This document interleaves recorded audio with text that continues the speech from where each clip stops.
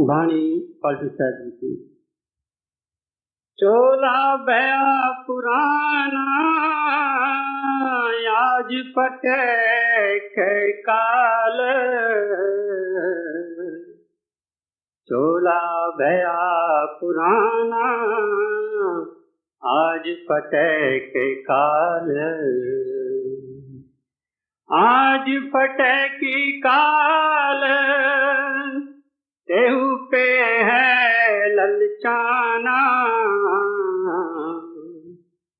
तीनों पनगे बीत भजन का मर्म न जाना, नज सिख भे सफेद तेहू पे नहीं चेते,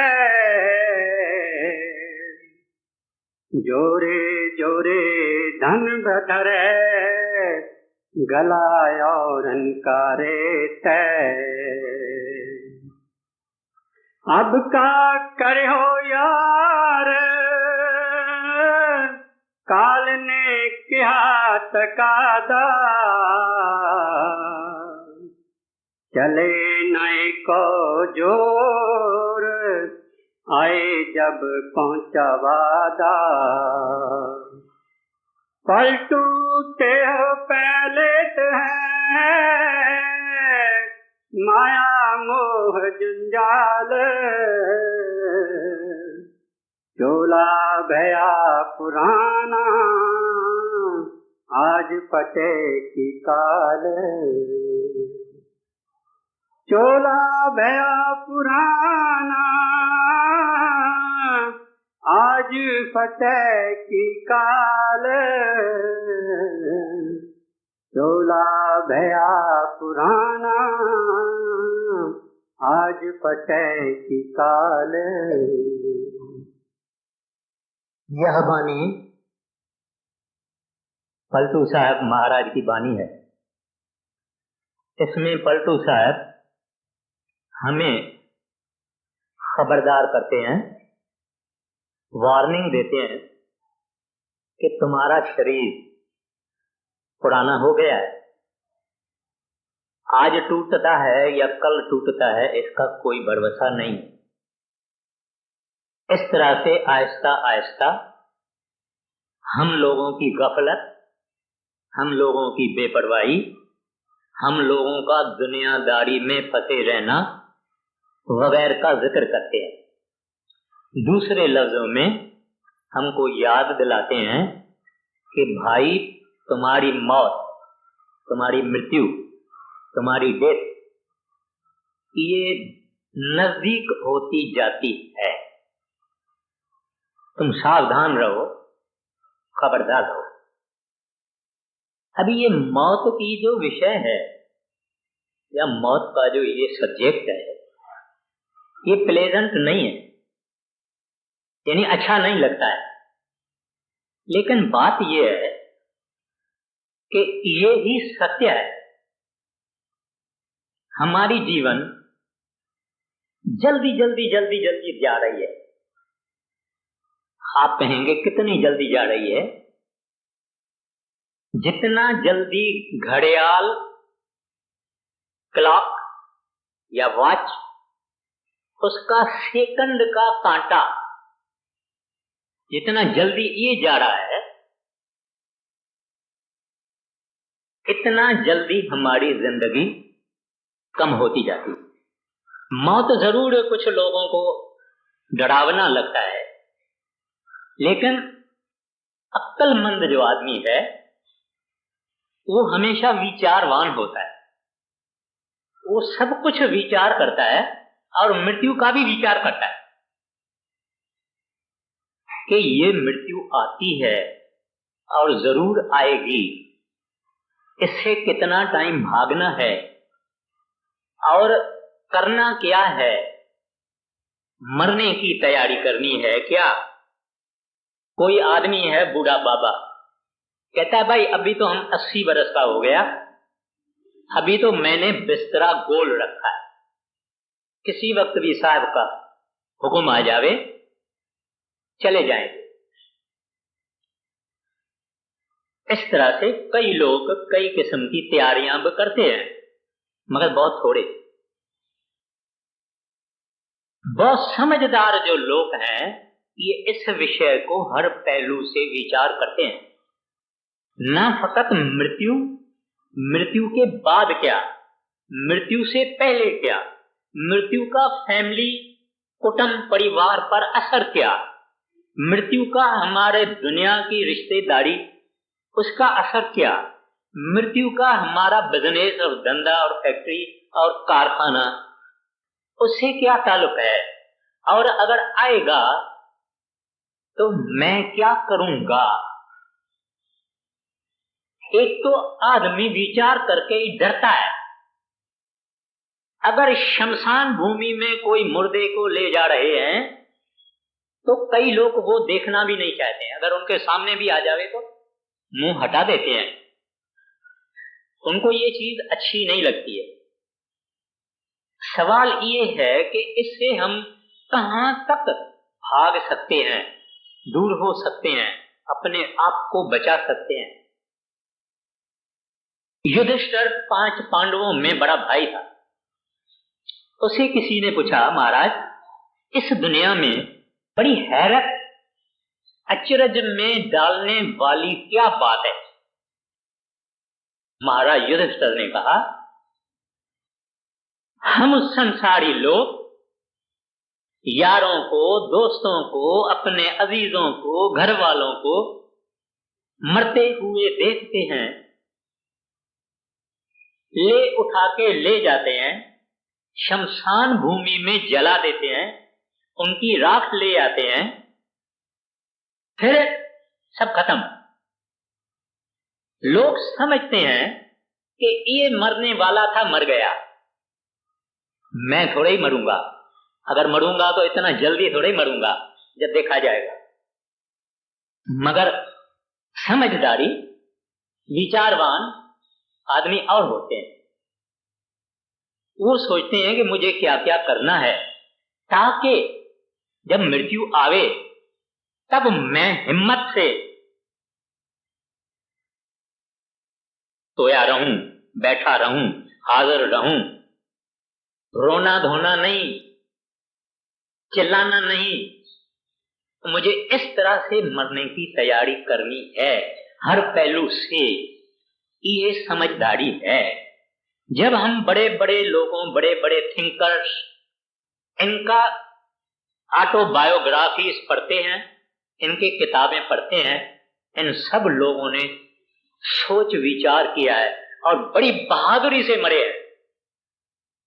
डरपोकों के तरह से नहीं मरे हैं, तैयारी से मरे हैं। आने दो, आने दो।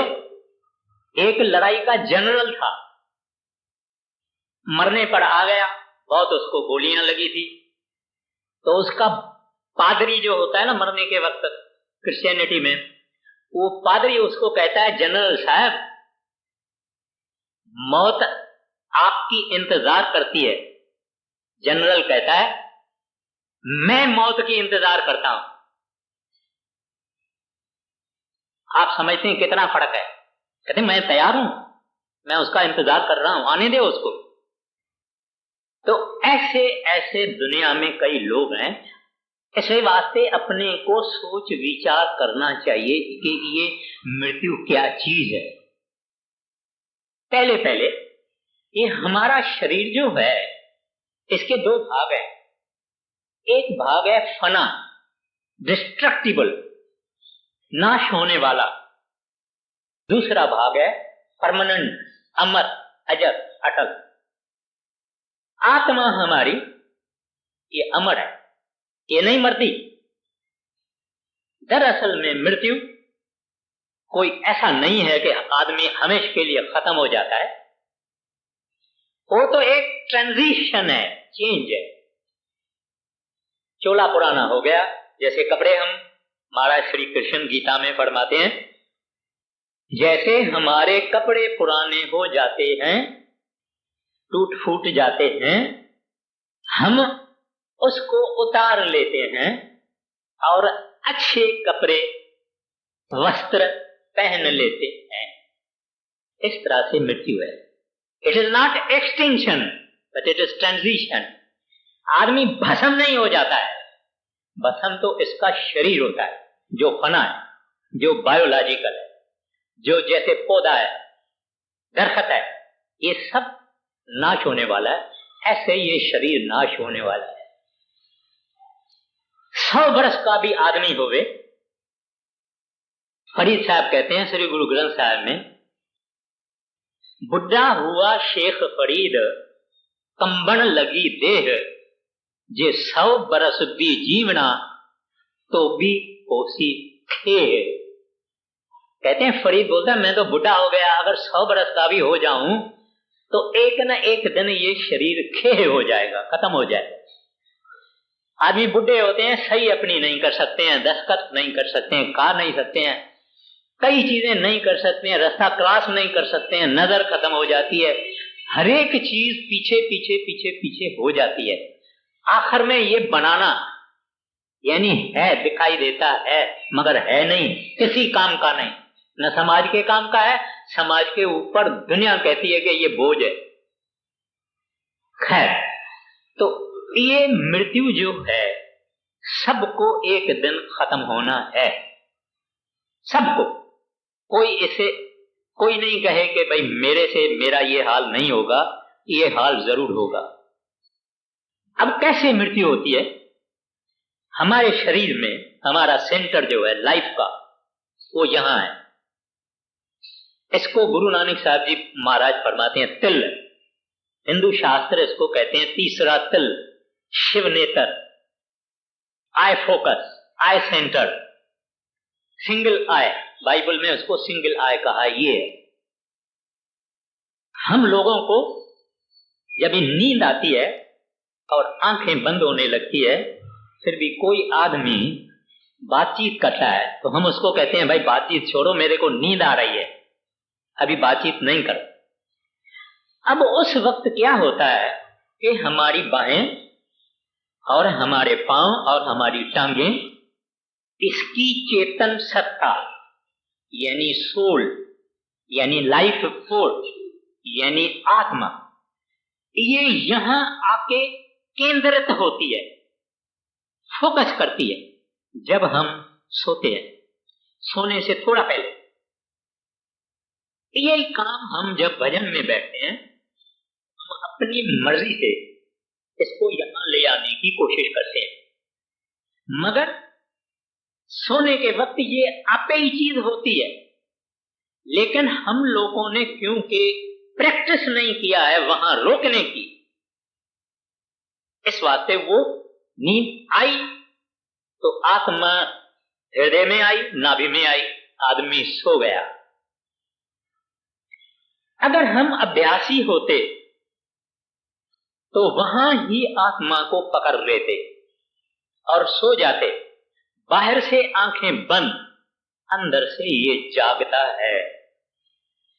और ऐसे ही संत होते हैं, उनके प्राण चलेंगे, सब कुछ चलेगा, लेकिन क्योंकि वो आंखों से ऊपर ही रहते हैं, सोए हुए दिखाई देते हैं, लेकिन वो जागते हैं। और अगर हम अभ्यास करें तो इस रास्ते से ही आदमी मरता है। यही रास्ता है जब आदमी मरता है, उसमें मैं बाद में आऊंगा। तो इसको महाराज कृष्ण गीता में कहते हैं भाव, भाव यानी ये जगह जहां आत्मा को एकत्रित करना है।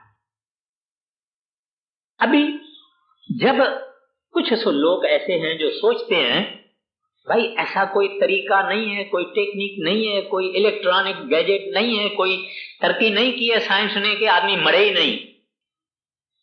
कुछ ऐसे लोग हैं, लेकिन ये बात होने वाली नहीं है, क्योंकि मैंने पहले ही अर्ज किया कि 100 वर्ष का आदमी एक बेकार हो जाता है, तो 150 वर्ष की वाले की क्या हालत होगी, 200 वाले की क्या हालत होगी, और ये शरीर दिन ब दिन पीछे ही जाता है।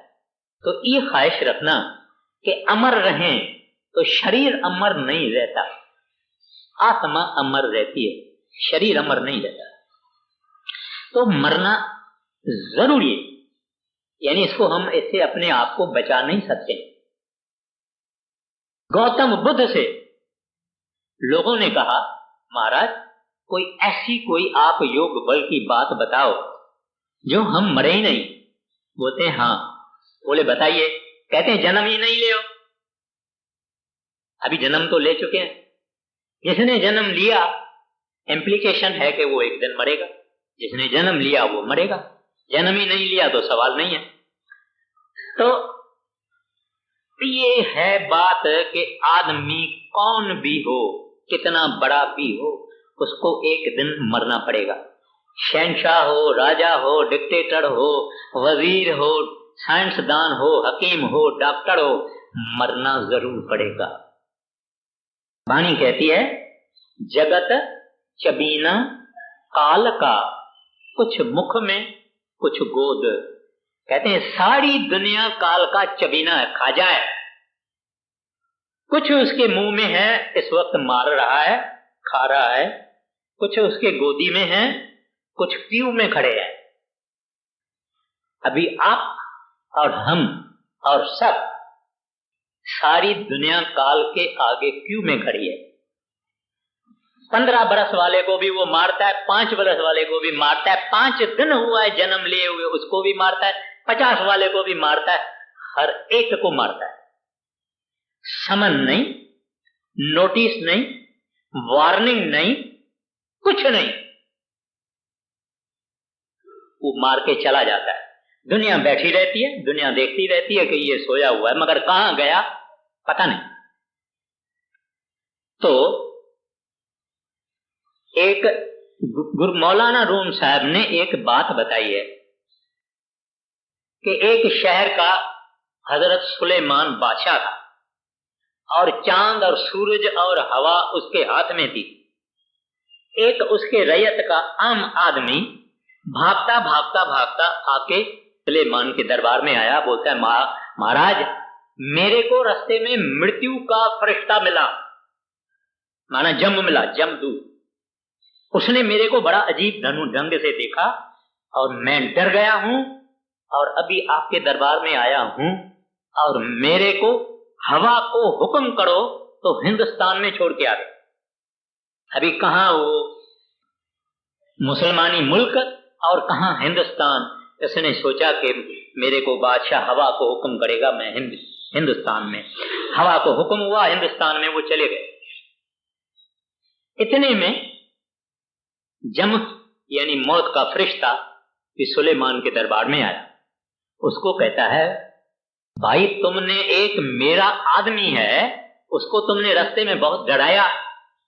कहता है महाराज मैंने डराया नहीं, मैंने इसको यहां देखा।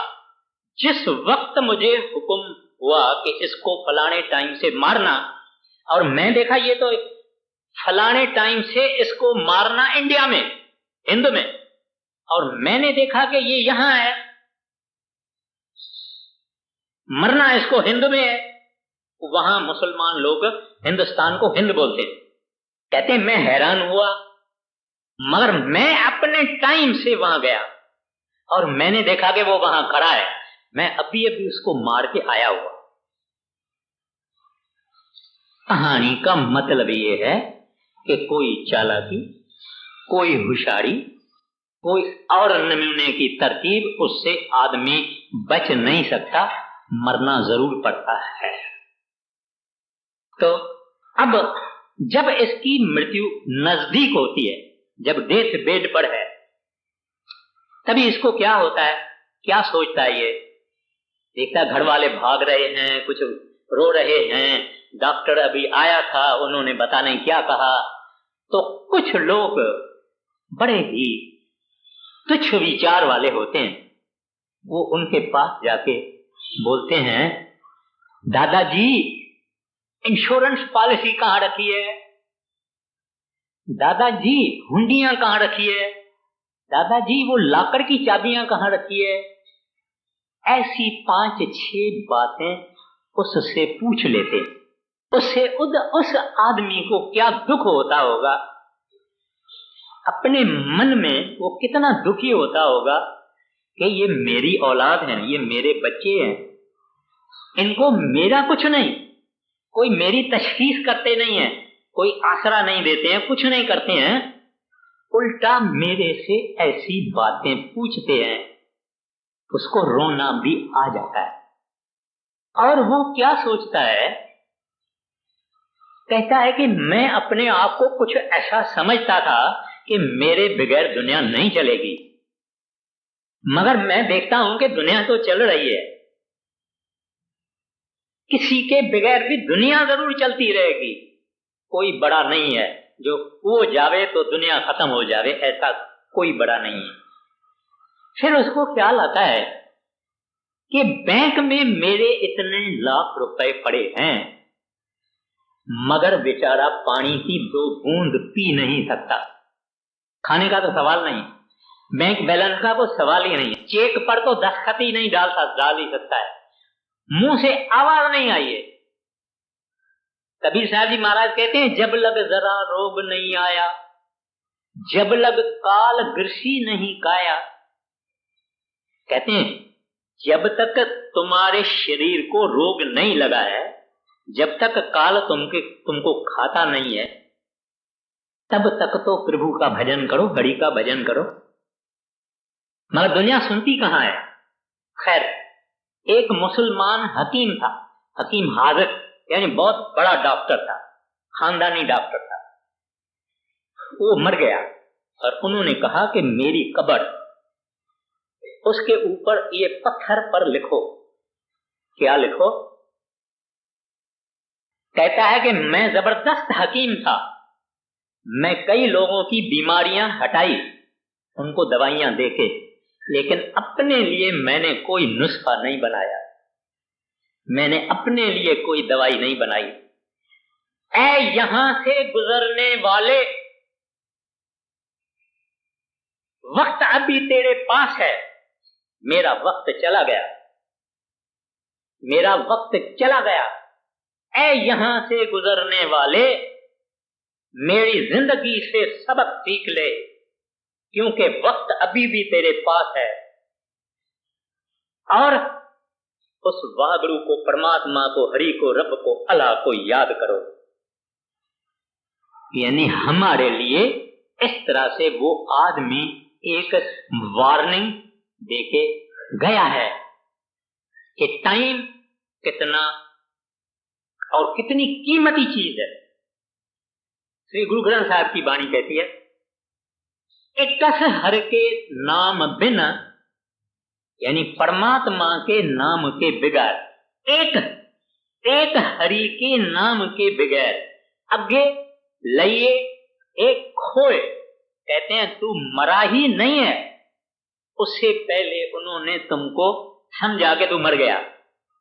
यानी आदमी सोचता है ना भी ये खत्म है, ये 24 घंटा बाकी है, 12 घंटा है, 6 घंटा है, 5 घंटा है। कहते एक हर के नाम बिना अगे लइए ये खोए, तुमको they have taken you for being passed away, खत्म है। इस वास्ते गुरु नानक साहब जी महाराज भी कहते हैं कि नानक कचड़ियां स्यों तोर, ढूंढ सजन संत पकियां, वो जीवन दे विछड़े, वो मुयान जासी छोड़। कहते हैं कच्चे धागे का नाता जो तुमने यारी दोस्ती दुनियादारी से तुमने जोड़ा है, कहते ये खत्म हो जाएगा और मरने से पहले ही तुमको वो लोग छोड़ देंगे। मगर अगर संतों से नाता जोड़ेगा, परमात्मा के भक्तों से नाता जोड़ेगा, कामल मुर्शिद से नाता जोड़ेगा, महात्माओं से नाता जोड़ेगा, वो तेरे को यहां भी नहीं छोड़ेंगे, वहां भी नहीं छोड़ेंगे। तो ये है कि किस तरह से मौत अपने गले पे बैठा हुआ है। बात दूसरी ये है कि मरना संतों के सेवकों का और मरना आम आदमी का, उसमें क्या फर्क है? संतों का सेवक, उनको पता है कि मैंने भजन बराबर नहीं किया है। जिन्होंने भजन किया है उनकी बात भी मैं अर्ज करता हूं, मगर वो जिसने भजन नहीं किया है वो तो कहता है मेरा समर्थ सतगुरु कभी मुझे छोड़ने वाला नहीं है और मेरा शब्द खुलेगा और सतगुरु का दर्शन करूंगा। इस इंतजार में, मौत की इंतजार नहीं, मेरा प्रीतम, मेरा सतगुरु, मेरा महबूब ये आएगा, मैं इसको देखूंगा, मेरा घंटा या शब्द मेरा खुल जाएगा। मैं तो विहाव करने को जा रहा हूं, मैं तो अपने महबूब के पास जा रहा हूं। भजन नहीं किया है भाई, तो भी जिन्होंने भजन किया है उनको तो पहले ही चेतावनी मिल जाती है कि भाई 10 दिन के बाद आएंगे, 2 दिन के बाद आएंगे, 5 दिन के बाद आएंगे, ले चलेंगे वगैरह वगैरह। बाकी जो आदमी ने संत कोई दुनिया में किया नहीं, उसके पास जम के दूत आते हैं। उनका हिसाब किताब जो भला या बुरा जो इनकी सब बातें हैं, वो सब बुरी भली बातें जो है उसको ले जाते हैं, धर्मराज के आगे पेश करते हैं। मगर दुख मरने के समय इनको बहुत होता है। हिंदू शास्त्र कहते हैं कि तुलसी साहब कहते हैं 100 बिच्छू एक ही वक्त अगर डंक लगावे, इतना दर्द मरने के वक्त होता है। हजरत मोहम्मद साहब फरमाते हैं एक ही वक्त अगर 300 तलवारें एक आदमी के शरीर में चुभाई जाए, इतना दर्द इंसान को होता है वगैरह वगैरह। लेकिन जिनको पूरा महात्मा मिला, महात्मा वो हिंदू होवे, सिख होवे, इधर का होवे, विलायत का होवे, कोई भी होवे, महात्मा पूरा अगर इसको मिला होवे, काल या काल के दूतों की मजाल नहीं है कि इसके नजदीक आ रहे। एक पंजाब में रहने वाली माता थी, वो पति को बगैर बताने के नाम ले आई महाराज जी। अब घर आई तो उसके पति को पड़ोसियों ने बता दिया कि ये नाम लेके आई है। वो खुद आर्य समाजी था। उसने उसको कहा मुझे पता लगा है तुम नाम लेके आई है, राधा स्वामी नाम लेके आई है, देख मैं तुम्हारे को क्या करता हूं। उसने कहा मारोगे, पीटोगे, घर से निकाल दोगे, मैं जाके बर्तन मांजूंगी, रोटी का टुकड़ा मेरे को कभी भी मिलेगा। ठीक है, वो खुद चला गया ऊपर टेरेस पर हवन यज्ञ करने को। तो वहां कोई हवन जलते जलते ये उठा तो इसकी धोती उसमें लकड़ी में फंस गई और इसकी इस तरह से टांग टूट गई। तो चिल्लाते चिल्लाते ये नीचे आया और डॉक्टर भी आया। डॉक्टर ने कहा कि इसके दिल को चोट आ गई है और ये जल्दी मर जाए। लोगों को बुलाया गया, रिश्तेदारों को, इसको कि भाई आ जाओ। सब लोग आ गए। अंदर इसकी क्या हालत थी, बाहर से ये सोया हुआ है, आंखें बंद है, मरा। मानी हुई बात। अंदर इसको जम के दूध पीट रहे हैं, माना मारपीट कर रहे हैं। बड़े महाराज जी आ गए और इसने बड़े महाराज जी को देखा था। जमदूतों को महाराज जी ने बोला चले जाओ, तुम क्यों आए हो यहाँ? बोले धर्मराज ने बोला है। और तो बोलो जाके धर्मराज को दूसरी परमिशन लेके आओ, उनको मेरे लिए बोलो। वो गए परमिशन लेने को, फिर वापस आए ही नहीं। अभी यहाँ वो सब बैठे हुए हैं, सारी दुनिया बैठी हुई है। वो आदमी जो मरा हुआ है वो आहिस्ता आहिस्ता करके आंखें खोलता है, इधर देखता है, इधर देखता है, इधर देखता है। औरत को कहता है ये मैं कहाँ हूँ? बोले अपने घर में है। तो ये सब आदमी क्यों इकट्ठे हुए हैं? कहते हैं क्योंकि आप मर गए थे और अगर 5 मिनट देरी से आप आंखें खोलते थे तो शमशान भूमि में तुम्हारा सामान पहले ही हम भेजा जाता है। बोलते हैं अब तुम अपनी बात बताओ। कहता है मेरी क्या बात पूछती है, मेरे को इस तरह से जम के दूध मार रहे थे, पीट रहे थे, मैं चिल्ला रहा था, पुकारे कर रहा था, तुम्हारे महाराज सरदार साहब आ गए, वो सब भाग गए और उसके बाद वो गायब हो गए और यहां मेरी आंख खुल गई। बोले अब मुझे डेरे ले चलो। बोले क्यों, अभी तो आप जिंदा हो गए, अभी डेरे क्यों चलेंगे। कहता है अब मैं डेरे चलता हूं, तुम्हारे महाराज ने मुझे जमदूतों से बचाया है, उन जमदूतों के जूतों से बचाया है। मैं महाराज को कहूंगा अब अपने जूतों से मेरे को मारो। खैर ये एक सच्ची साखी है। कहने का मतलब ये होता है कि गुरु एक बहुत बड़ी जबरदस्त चीज है। हम एक काम करते हैं, अगर हम चाहते हैं कि हम मरने के वक्त तकलीफ ना भोगें, तो गुरु नानक साहब ने उसका इलाज एक कड़ी में दिया। मुया जिस घर जावना चित जीवतियां मन मार। जिस घर में तुमको मर के जाना है उस घर में तुम जीते जी मर के जाओ। देखो बड़े महाराज जी कहते थे कितनी अंधेरी रात क्यों न हो, आदमी अपना घर ढूंढ सकता है कि मेरा घर ऐसा है, मेरी गली ऐसी है, वो पहले खड़ा है, फिर ये है, फिर ये है। कितनी अंधेरी रात हो, अपना घर आदमी ढूंढ सकता है। इसी तरह से जिस सेवक ने भजन किया, सिमरन किया, टांगे खाली हुई, गोडे खाली हुए, कमर खाली हुई, पीठ खाली हुई, ये यहां तक खाली हुआ, यहां तक फिर अंदर गया।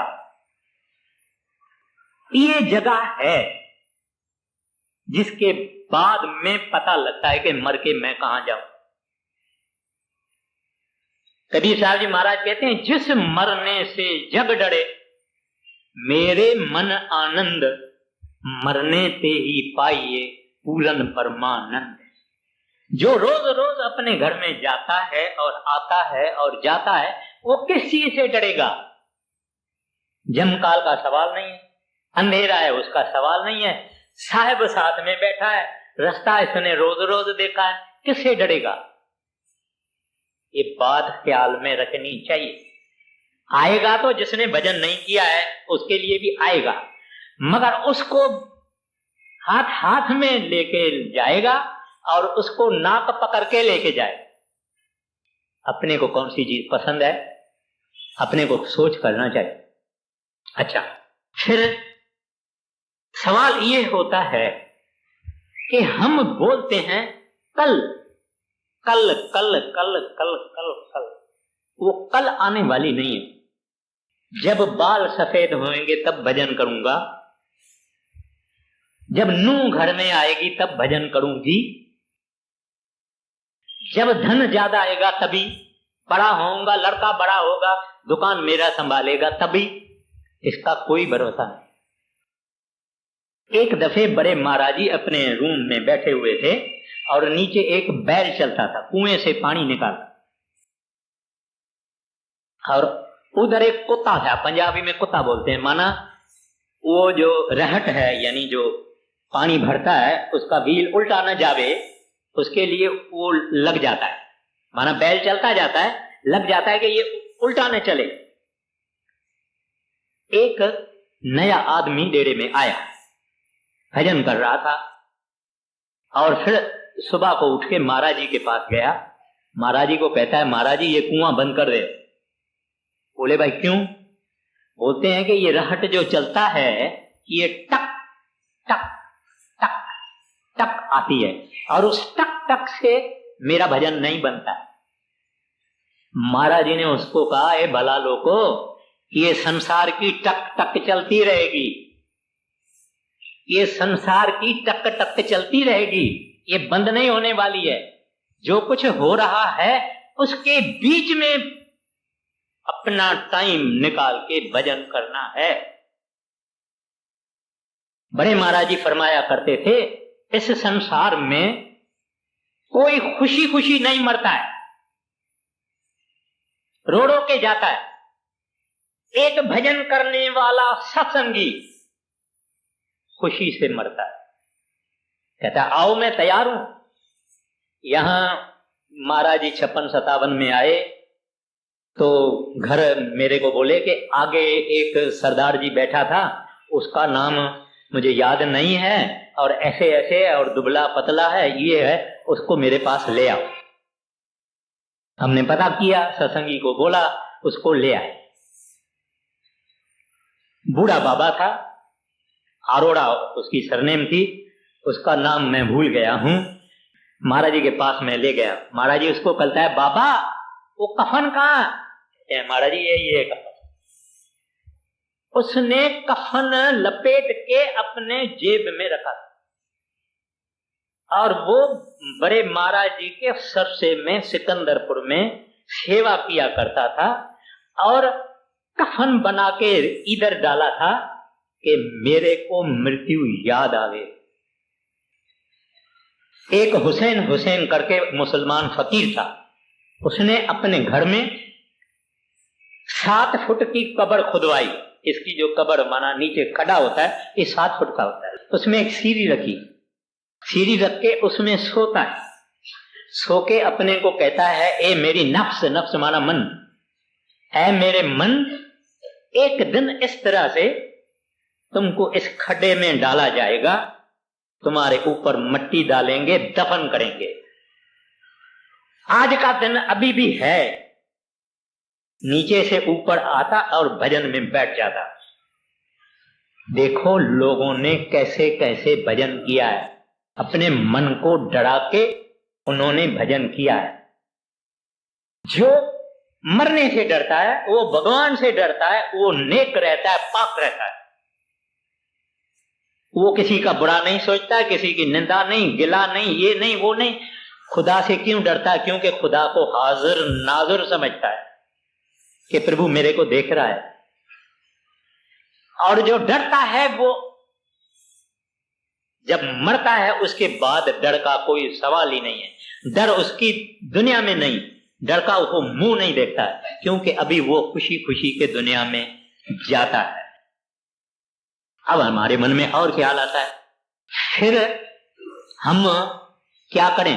मरने का डर सारा दिन मरने का डर ही रखना है तो काम कैसे होगा? कारोबार कैसे होगी? मैं फैक्ट्री में कैसे जाऊंगा? प्रोडक्शन कैसे होगी? ये कैसा होगा, वो कैसा होगा? ये कोई बात हेल्दी नहीं है। यानी आदमी सोचता है कि ये बात कोई मुनासिब नहीं है कि हम मरने का डर रखें। गुरु नानक साहब जी महाराज कहते हैं, सदा सदा मरने का डर का सवाल नहीं है, सवाल ये है मरने की तैयारी रखो, जीने की आशा रखो।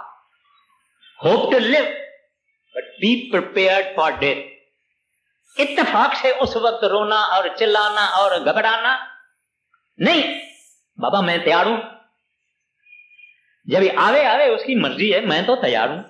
मैं तो नाते जो भी थे अभी मेरा ऊपर से है सब कुछ, मैं तो तैयार बैठा हूं। एक हमारे सत्संगी साहब थे, मैं नाम नहीं लेता हूं, उसने पहले ही बच्चों को अपनी सारी मिल्कियत जो थी वो सब बांट के दे दी।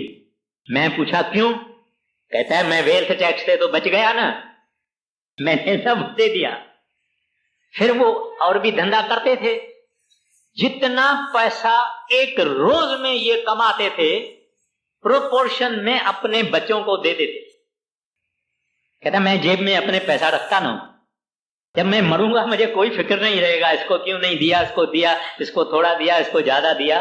कहता कोई मुझे फिक्र नहीं। तो मरना का डर रखना इस वास्ते कि कभी आता है, कब किस वक्त आता है। मैं तो तैयार हूं, लेकिन दुनियादारी की भी कर रहा हूं। बाल बच्चों की संभाल करना, दुकान संभालना, जमींदारी करना, खेती करना, सब कुछ करना, मगर ये जरूर ख्याल रखना कि साहिब कभी उस फरिश्ते को भेज देगा जैसे ये करम सिंह, जिसका नाम अभी मुझे याद आ गया, वो करम सिंह का कफन अपने साथ रहता था। जब ये बात आ जाती है तभी इंसान सीधा चलता है। दुनिया में बहुत नमूने के लोग हैं, बहुत तरीके के लोग हैं, बड़े बड़े मुश्किल लोग हैं जो समझते हैं कि हमारा मरना आएगा ही नहीं। उनको बड़ी बाद में तकलीफ होती है। अपने मन को समझा के बुझा के दुनिया की कारोबार ये वगैरह वगैरह सब करना। अब आप बोलेंगे कि तैयारी कौन सी करना, मैंने कह दिया रोज रोज सिमरन भजन करना, और सिमरन भजन नहीं होवे तो एक न एक किस्म का अपने से प्रॉमिस करना। मन को बोलना बच्चू अगर भजन करेगा तो ब्रेकफास्ट खिलाऊंगा, दूध भी पिलाऊंगा और ये भी खिलाऊंगा, ये भी खिलाऊंगा। भजन करेगा तो, नहीं करेगा तो नहीं। इस तरह से कई लोगों ने आजमाया। एक आदमी था, वो मन को बोलता था गर्म पानी पिलाऊंगा, गर्मी की मौसम है, गर्म पानी सारा दिन पिलाऊंगा अगर भजन में नहीं लगेगा। एक आदमी भजन के वक्त ऐसा संदल जो था उधर बैठता था, पीठ उधर सिर इधर, ताकि अगर नींद आवे तो ये गिर जावे। बोलता है भली मेरी हड्डियां टूट जाए। ऐसे ऐसे मर्दानगी इसका नाम है। मर्द इसको कहते हैं जो मन से लड़े। बाकी कुल्हाड़ी लेके, बंदूक लेके, पिस्तौल लेके, लाठी लेके ये लड़ाई करना वो काम नहीं है।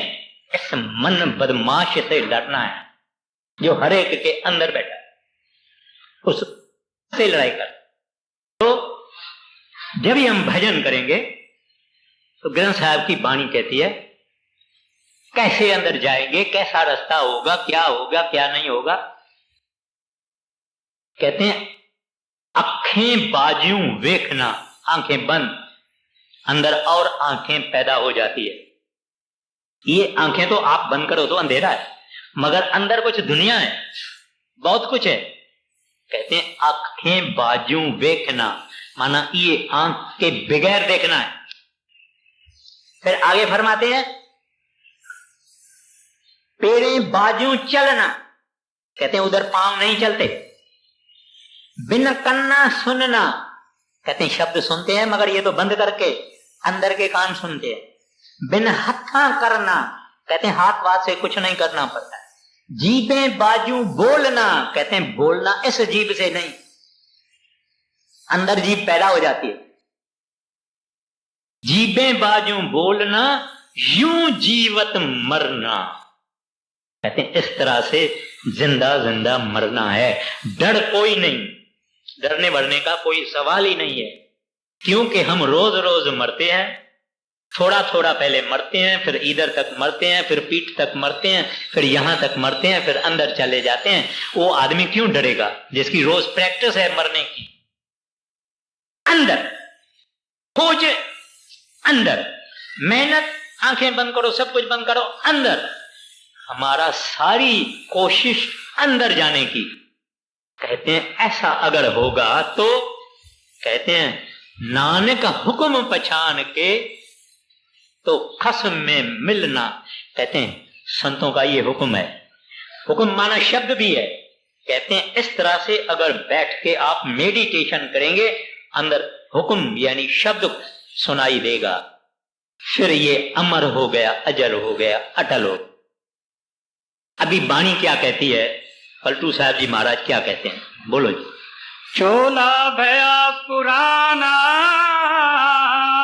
आज फटे की काल, चोला भया पुराना आज फटे की काल, आज फटे की काल तेह पे है ललचाना, तीनों पन गए बीत भजन का मर्म न जाना। अपने को याद दिलाते हैं कि ए प्यारा, चाहे तू 25 बरस का है, चाहे 50 का है, चाहे 70 का है, चाहे 80 का है, तुम्हारा रोज रोज चोला यानी शरीर पुराना होता जाता है। हम डॉक्टरों के पास जाते हैं, दवाइयां ले आते हैं, फोटो निकलवाते हैं, आराम लेते हैं, कई किस्म की बातें होती है। ये छोटी छोटी वार्निंग्स है, छोटी छोटी वार्निंग है, छोटी छोटी चेतावनी है कि तेरा शरीर पुराना होता जाता है। आज फटे के काल, आज ही मर जाएगा, कल मर जाएगा, इसको क्या पता। एक बात सोचनी है, वही गलती जो युधिष्ठिर ने बोली, ये समझता है दूसरा ऐसे मर गया, दूसरा हवाई जहाज में मर गया, वो हंसते हंसते मर गया, वो बाथरूम में मर गया। किसी के साथ ये बात हो सकती है, किसी के साथ भी हो सकती है। ये अपने को वार्निंग है। कहते हैं पता नहीं किस वक्त सांस बाहर जाता है। गुरु नानक साहब जी महाराज और भाई मर्दाना एक दफा जंगल में बैठे थे, तो गुरु नानक साहब जी मर्दाने से पूछता है, मर्दाना सांस का क्या भरोसा है, जीवन का क्या भरोसा है? कहते हैं महाराज कल है, आज होएगी कि नहीं? महाराज जी ने कहा नहीं, सोच करो। बोलते हैं सुबह को है, शाम को होएगी कि नहीं? बोले नहीं, ये भी ठीक नहीं है। बोले सोच करो। कहते हैं अब भी है, बाद में होएगी कि नहीं? महाराज गुरु नानक साहब ने कहा ये भी गलत है। तो बोले आप फिर बताओ। कहते हैं ये श्वास जो गया ये वापस आएगा कि नहीं? आप चाहे कुछ भी कहो, कोई ये नहीं कहेगा कि झूठ है। कई हमने दुनियादारी में कई देखे, तो अपने को ये विचार करना चाहिए। कहते हैं तीनों अवस्थाएं, माना बचपन, माना जवानी, माना बुढ़ापा, कहते हैं तेरे चले गए। मरम न जाना, कहते तुमने कभी होश रखा है कि इतना बरस हो गया, इतना बरस हो गया, इतना बरस हो गया। किसी आदमी का बर्थडे होता है, जन्मदिन होता है, हम बैंड बाजे बजाते हैं, फोटोग्राफर आता है, वीडियो वाला आता है, खाना पीना होते हैं, महफिलें होती है, तरह तरह का सब कुछ होता है। वो आदमी 35 बरस का है, उसका 35वां जन्मदिन है। खुशियां, ये कोई नहीं सोचता कि 35 तो इसके खत्म हो गए, बाकी कितना है इसका, बाकी कितना है उसका किसी को पता नहीं है। तो कहते हैं ये दुनिया वालों आप मूर्ख हैं, आप ये नहीं सोचते, जो गया है वो सोचते हैं, उसकी खुशी करते हैं। आपका आने वाला क्या है ये किसी को पता नहीं, एक मिनट में चला जाए। Yesterday is gone, tomorrow cannot be assured. Only today is dying. कल चली गई, दूसरी आने वाली कल का कोई भरोसा नहीं है। फकत आज तेरा, आज माना जो आज उठा, जो आज भजन में बैठा, इसकी आज गई माना यूजफुल हो गई, सफल हो गई। इस तरह से उसकी रोज रोज की आज सफल हो जाती है, इसको डर नहीं। रोज रोज की आज, क्योंकि कल का भरोसा नहीं, उस कल का भी पता नहीं, इस कल का भी पता नहीं। कोई कहे कि मैं प्रिविलेज्ड आदमी हूं, मैं इतना बड़ा आदमी हूं, मैं ये हूं, मैं ये हूं, उस साहब के सामने तो ऐसा है काम, पता भी नहीं लगता। कहते हैं सोया हुआ था, लिफ्ट में खड़ा था, हमने उसको देखा, उसने ऐसा कहा, उसने ऐसा कहा, हमने कल देखा, इसको रात को देखा। भाई क्या बात है, ये सब होता रहता है, ये सृष्टि का कानून है। अक्लमंद वो इंसान है कि ये सब देख के तैयार रहे। मरने की तैयारी, जीने की आशा, ड्यूटी अपनी पूरी करनी है। आज फटे की काल तेह पे है ललचाना, तीनों पन गए बीत भजन का मर्म न जाना। नज सिख पे सफेद तेह पे नाही चेत, जोरे जोरे तन धरे गला औरन का रेत। कहते हैं तुम्हारे हाथ सफेद हो गए, माना खून नहीं है, माना खून नहीं है। तुम्हारे पांव सफेद हो गए, नखसक तू पूरा पीला हो गया। तू आरसी में देख के, मिरर में देखो तो सही तुम्हारी क्या हालत है, क्या तुम्हारी जवानी थी, कितनी लाइन तुम्हारी ये हो गई, बाल तुम्हारे सफेद हो गए, आंखों से पानी आता है, चलता कैसे है। तुम याद नहीं करता है कि एक दिन इसकी आखिरत भी आएगी। तो पलटू साहब जी महाराज कहते हैं निखसख भये सफेद, कहते हैं रोम रोम तेरा सफेद हो गया, अब खून है नहीं। तेहू पे ना हूं चेत, कहते हैं फिर भी तू नहीं याद करता है प्रभु को, फिर भी नाम सिमरन नहीं करता है। दुनिया में परमात्मा किसी से क्या मांगता है? कहता है खाली प्रभु का नाम जपते रहो, जपते रहो, जपते रहो, जपते रहो, खाओ पियो सब कुछ करो, मगर नाम ना छोड़ो। और एक दिन भी नाम के जपने के बगैर नहीं जाना चाहिए। यही चीज है, यही वस्तु है, यही साथ जाने वाली है। अगर हम ना सोचेंगे हमारी मर्जी है, फिर तो बड़ा रोड खुला पड़ा है, 84 लाख जूनियों का रोड खुला पड़ा है। कहते हैं उधर चले जाओ। पीला हो गया फिर भी तू विचार नहीं करता है। जोड़ जोर दोर धन धरे गला औरन का रीत है। कहते हैं आप दूसरे के गला भी काटते हैं। अभी तक धंधे में कैश बॉक्स के पास में तू बैठा है, अभी तक भी तू शरारतें नहीं छोड़ता है। हाँ आगे। नज सिख पे सफेद ते पे नाही चेत, जोरे जोरे तन धरे गला औरन का रेत। अब का कहो यार काल ने क्या टकादा, चले नाए को जोर आए जब पहुंचा वादा।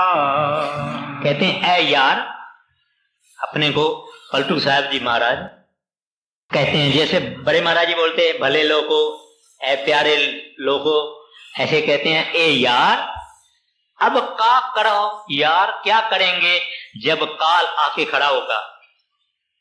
जब काल आके खड़ा होगा तब तू क्या करोगे, कैसे उसके सामने खड़े होगे? क्योंकि तुमने उस प्रभु को सब याद किया, उस प्रभु को तुमने याद नहीं किया। फिर तू जो चालाकियां करते हो, तरतीबें करते हो, चले न एको जोड़। कहते हैं कोई होशियारी विचारी उसके सामने नहीं आएगी। आया जब पहुंचा वादा, कहते हैं अपने टाइम से वो जम का दूत आ जाता है, अपने टाइम से खड़ा हो जाता है। अब का करे हो यार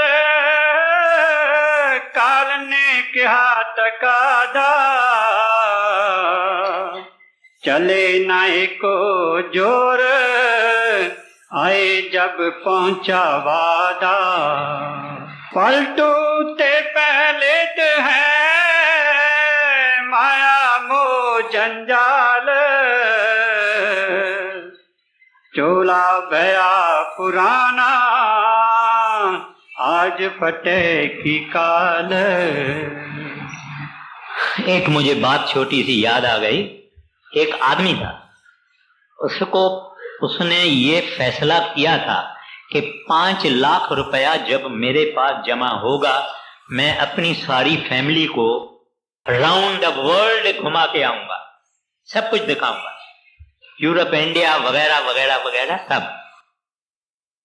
कुदरत से उसकी मृत्यु का टाइम आ गया, जम का दूत आ गया, फरिश्ता आ गया। वो कहता है भाई उठो, जल्दी करो, तैयारी करो। कहता है काय की तैयारी करूं? कहता है तुम्हारा टाइम आ गया है, तुमको चलना है।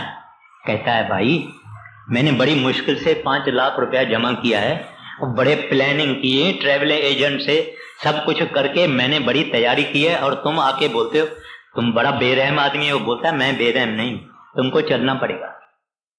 बोलते हैं अच्छा मेरा 5 लाख है ना, 2.5 लाख तुम ले लो। कहता है हम पैसे को हाथ नहीं लगाते हैं। कहते हैं अच्छा 4 लाख ले लो, 1 लाख मेरे को दे। कहते हैं तुमको कहता हूं जल्दी तैयारी करो। आखिर में सौदा ये हुआ कि मेरे को एक सेंटेंस, एक कड़ी लिखने दो कागज के ऊपर। इतना हुआ फैसला। को कहा कि हाँ ये तुम लिखो जो लिखना है, मगर एक कड़ी लिखो। एक कड़ी में क्या लिखता है मेरे यारों दोस्तों, मेरे जैसी नादानी नहीं करना, हमेशा काल को अपने सिर पर समझना। पल टूटे पहले तो है माया मोह जंजाल, चोला भया पुराना आज फटे की काल। राधा सुन,